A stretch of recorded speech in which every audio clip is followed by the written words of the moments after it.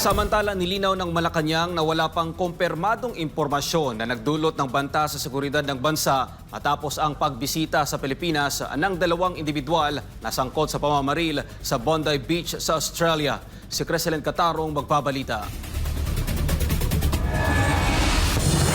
Humingi na ang palasyo ng Malacanang ng opisyal na pahayag mula sa National Security Council o NSC tungkol sa ulat ng Bureau of Immigration na ang dalawang suspect sa pamamaril sa Bondi Beach sa Australia ay bumiyahing Pilipinas noong Nobyembre. Sa Palace briefing nitong Martes, binasa ni Palace Press Officer at Presidential Communications Office Undersecretary Claire Castro ang pahayag ng NSC na nagsasabing batid nila ang mga ulat tungkol sa pagbiyahe ng mga nasabing individual sa Pilipinas at kasalukuyan pa itong biniberipika. Dagdag pa ng NSC, sa ngayon ay walang kumpirmadong impormasyon na nagsasaad na ang kanilang pagbisita ay nagdulot ng banta sa seguridad ng bansa at hindi rin ito itinuturing na seryoso o agarang alalahanin.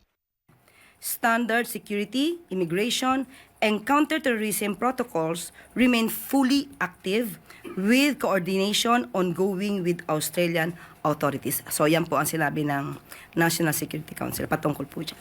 Tungkol naman sa posibilidad ng pakikipag-ugnayan ng Pangulo sa mga opisyal ng Australia at sa umunay sharing ng intelligence information, sinabi ng opisyal na magbibigay na lamang siya ng update kapag may bagong impormasyon na. Sa tanong kung ano ang ginawa ng mga suspect habang nasa Pilipinas, ibinahagi ni Castro na wala pa umunong hawak na detalye ang pamahalaan dahil patuloy pa rin itong binavalidate ng NSC. Samantala, kaugnay sa pasaporteng ginamit ng mga individual sa kanilang pagpasok sa bansa, inihayag ng Palace Official na itatanong pa ito sa Bureau of Immigration. Para sa Diyos at sa Pilipinas kong mahal, ito si Creselyn Catarong, SMNA News.